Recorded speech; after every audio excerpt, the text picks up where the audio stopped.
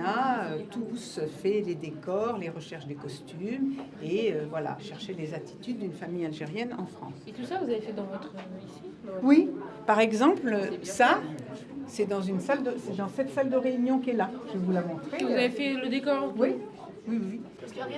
Ah, dans 2 mois. Vous avez fini de faire le tour?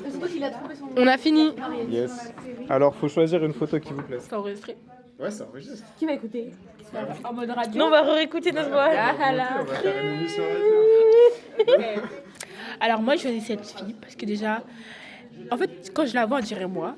En fait, ça se voit qu'elle est fatiguée de ce qui se passe, etc. Dans ses yeux, on voit un peu de tristesse et tout. Ça se voit qu'elle est fatiguée, elle veut faire le ménage et tout. Il y a un an. Elle vient d'être réduite. Enfin, c'est une esclave, hein.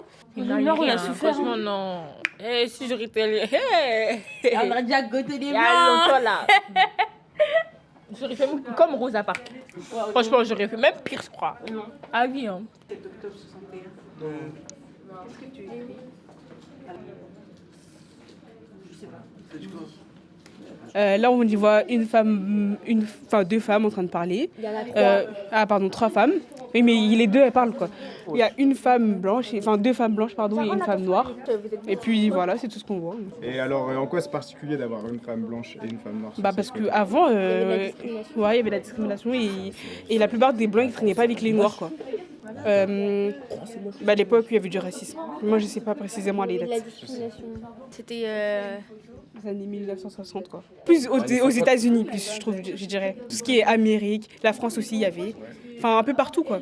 Moi, j'aime bien cette image parce que, du coup, comme elle a dit ma camarade, on voit une personne noire et une personne blanche. Et je trouve que c'est beau de voir deux personnes de plusieurs couleurs être côte à côte dans une époque où c'était compliqué. Zaina. Maïmouna. Rokia. Alors, c'est une photographie, encore. Et on y voit 4 femmes noires. Elles sont en train de rigoler. Enfin, on voit qu'elles sont heureuses, en tout cas. Et du coup, c'est tout. Hein. Elles ont l'air jeunes. Ils ont l'air plus jeunes que eux deux. Elle doit avoir presque dans la vingtaine et elle, si je dirais 10. La dizaine. Ouais. Et les 2 dernières, derrière. Ouais, c'est les 2 sœurs. Et en fait, dans une famille, les petits veulent toujours rester avec les grands. Du coup, j'ai une théorie, je pense qu'elle rigole juste parce que sa sœur, elle rigole. Enfin, ses sœurs, elles rigolent. Oui, parce que je fais la même chose avec ma sœur. On dirait que les deux, c'est des sœurs et eux deux, c'est des sœurs. Il y en a une, elle a un livre dans la main et l'autre, elle a un... tricot, ça. Oui, voilà. Je crois que c'est du crochet. Et elles ont tout un chapeau. Il a l'air de faire chaud en même temps. Donc. Et alors, qu'est-ce qui est joli dans cette photo? Leur sourire. La cohésion familiale. En fait, c'est leur sourire. Oui. Ça donne envie de sourire. Une bonne humeur, ouais, voilà. Je sais pas. On de voit la qu'il y avait- joie. Ouais, on voit qu'il y avait quand même, malgré tout ça, il y avait de la joie, il y avait des sourires.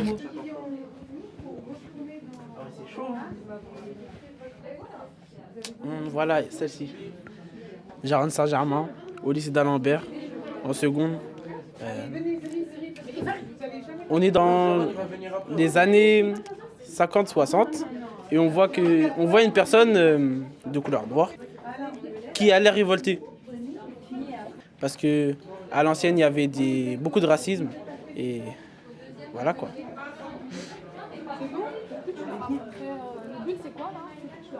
Bonjour tout le monde, je m'appelle Mohamed. Il y a une image qui m'interpelle beaucoup et tout. C'est cette photo. On voit une femme noire avec un chapeau blanc qui est dans un bus. Je pense que ça se passe en Amérique déjà, lors du racisme, c'est-à-dire vers les années 30-50. Cette photo, je pense, c'est en rapport avec Rosa Parks.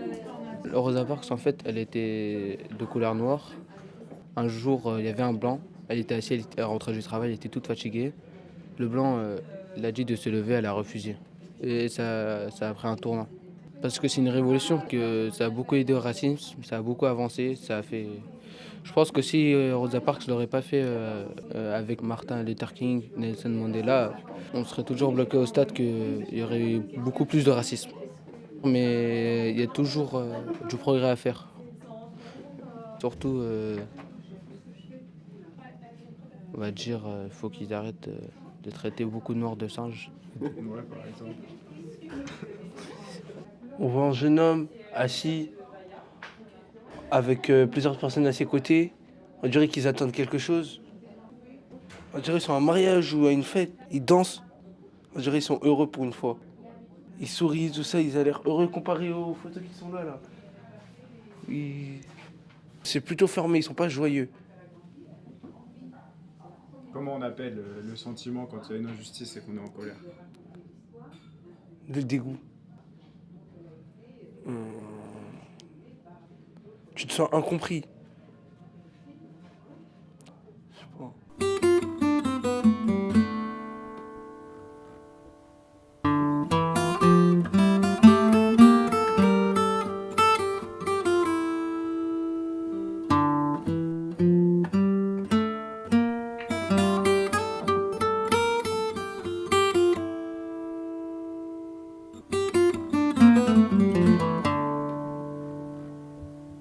Bonjour, je m'appelle Keita Evariste et je suis avec Kylian Menji.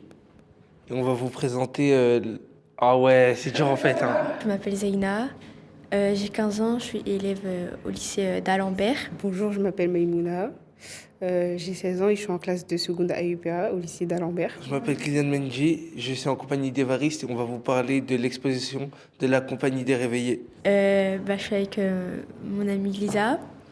Et la dernière fois, on est parti à une exposition sur des photos par rapport à la discrimination. C'est une exposition qui a pour sujet la discrimination et on a vu surtout beaucoup de photographies qui avaient pour thème des actions qui ont bien été réalisées dans la vraie vie. L'exposition était sur les discriminations raciales. Chaque photo, je pense, elles avaient un petit peu une histoire. J'ai l'impression que c'était vraiment à l'époque de 1960, alors que pas du tout en vrai. Ils ont été repris par des jeunes de quartier, quoi. Chaque action qui ont été réalisées par ces personnes-là, chaque fois il y a eu de l'évolution. Celle qu'on a vue à l'exposition, chaque fois il y a eu un avancement soit dans la loi ou dans le comportement des gens. Moi, je me souviens du pont où ils ont représenté une mémoire aux Algériens qui sont morts. Le 17 octobre 1961, par rapport au couvre-feu, les Algériens, et du coup, ils trouvaient pas ça normal, donc ils ont fait une manifestation. Ils avaient noyé des Algériens, c'est pour ça, dans la Seine. Et c'est qui ils? Le gouvernement français. Ouais. Ouais. La police. Ouais. C'est le FLN contre le gouvernement français. Pourquoi ça t'a marqué? Parce que moi, tout d'abord, je suis algérien, c'est pour ça. Moi, je suis d'Alger. Ma grand-mère, elle l'a vécu. Du coup, en vrai, c'est pas si loin que ça, parce que du coup, vu que ma grand-mère, elle est quand même proche de moi, je me dis que c'est pas si loin que ça. Ma grand-mère, elle m'a raconté. Et c'est quoi qui t'a marqué dans ce qu'elle t'a raconté? C'est comment ils étaient traités, quoi.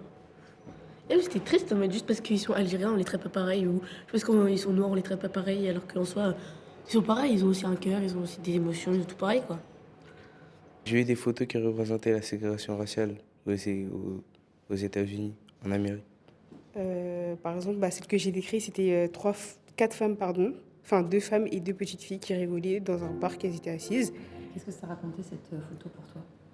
Que même si on n'a pas la même couleur de peau, qu'on est pareil au fond et qu'elle pouvait rigoler même si... Parce que si on est tous égaux, on reste tous au même endroit, même peut-être, genre on s'en fout, quoi. Alors que là, pas du tout, ils étaient séparés. Et genre même, les blancs, ils les faisaient traiter comme, ouais, vous êtes toujours des esclaves, vous n'êtes pas du tout des nôtres. Genre, même ils les faisaient sentir qu'ils sont pas des nôtres. Déjà juste Par exemple, je sais pas, pour aller aux toilettes, faire un énorme trajet, alors que genre, il y a des toilettes juste en face, c'est des trucs normaux, quoi. Et vous pensez quoi du fait qu'il n'y a pas si longtemps, du coup, les noirs et les blancs étaient séparés aux États-Unis? C'est choquant parce qu'on est tous des êtres humains. Et c'est triste de voir que d'autres gens, ils contrôlent d'autres gens. Je sais pas comment expliquer, mais je trouve que aussi c'est bien que ça a changé vite surtout, et que ça n'existe plus. Et comment ça a changé à votre avis? Il y a eu des manifestations, comme avec Rosa Parks, Martin Luther King Jr. aussi, et Luther King normal. Moi, je trouve que c'est un peu moins pire qu'avant. Parce que... avant, on dirait, ils avaient l'impression... pour mon impression à moi, j'ai l'impression que les Noirs, ils pouvaient rien faire, ils avaient le droit à rien du tout. Alors que là, maintenant, on est libre. Après, eux, c'était plus violent. Eux, c'était vraiment... Ça pouvait vraiment être dangereux pour eux de militer.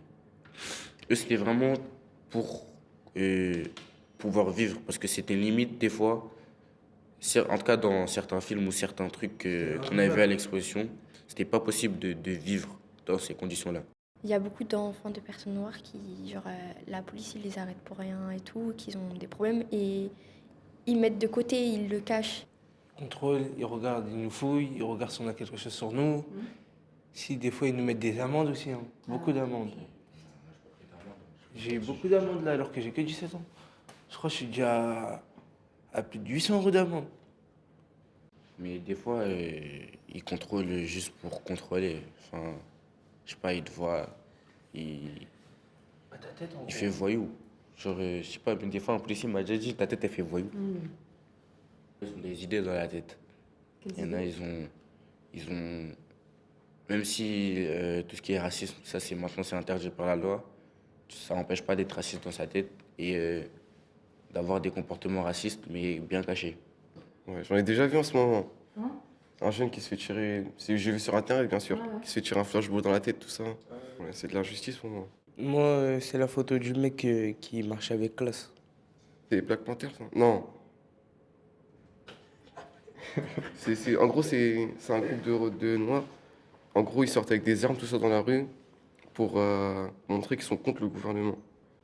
Et du coup, pourquoi, à ton avis, aujourd'hui, il y a encore des groupes militants comme Black Panther à l'époque? C'est parce qu'il y a encore du racisme, c'est pour ça. Ça peut pas s'arrêter comme ça. Enfin, il y a des... Même si on a fait je sais pas, des démarches aussi, des trucs comme ça, des luttes, il y a quand même des gens qui sont racistes encore. Ça dépend, il y a beaucoup de choses qui doivent changer en France. Pour moi, ça me fait de la peine. Hein. Mais ça me donne de la haine un peu aussi. Pour que tous les Noirs comptent, hein. Aux yeux de tout le monde. Le racisme est toujours présent et après je ne vais pas forcément parler de politique, mais sur certains propos politiques, on le voit que le racisme est réellement présent et démontré quand on dit que tous les immigrés, tous les étrangers vont retourner dans leur pays, ou tous ceux qui ont la double nationalité vont retourner dans leur pays, c'est que le racisme est bel et bien présent et qu'il ne faut pas montrer le bon côté des personnes de couleur. C'est pas ça, c'est qu'il faut faire un truc pour les personnes racistes pour qu'elles se rendent compte qu'en fait, il n'y a pas d'étrangers sur une planète qui ne les appartiennent même pas. Du coup, voilà. Oui, mais ça ne sera pas vraiment possible de leur montrer. En vrai, je pense que ça va toujours un peu exister parce qu'il y aura toujours des personnes qui auront grandi dans ça. Je pense que ça a été décomplexé à cause des réseaux et des gens qui racontent n'importe quoi dessus. Et que, par exemple, Jordan Bardella, il est sur TikTok, etc. Et il a des millions d'abonnés, des millions de likes, etc. Et pourtant, dans ses discours, il dit des choses racistes. Donc c'est ce qui entraîne les jeunes ou les adolescents. Moi, en vrai, je peux dire que ça évolue un petit peu. Avec la société, les policiers, tout ça. Et comme on parlait là des bavures policières, avant, ça pouvait se passer plus fréquemment et sans répercussion. Là, maintenant, s'il y en a une vraiment grosse, elle sera médiatisée, les gens seront contre. Et surtout maintenant, dans cette génération, les gens, quand ils font face au racisme, ils se laissent pas faire. Enfin, ils agissent, ils réagissent vite, quoi. Et du coup, je pense que c'est ça qui fait que ça change. Mais même si c'est contre, ça veut pas dire que ça a changé. Hein. Parce qu'on va dire, il y a eu une bavure policière en 2022, je crois. Ça n'a pas évolué peut-être pour la situation du policier, mais dans la tête des gens, ça s'est vu que ça a évolué. C'est ça. Après, au fur et à mesure, parce que les générations, elles avancent. Ceux qui pensaient comme avant, à un moment, ils seront plus là. Et les nouveaux, ceux qui naissent, ou même nous, quand on va grandir, c'est à nous d'imposer ces idées. Pour nous, ou même pour les futures générations, en fait. Si nous, on parle pas, qui parlera?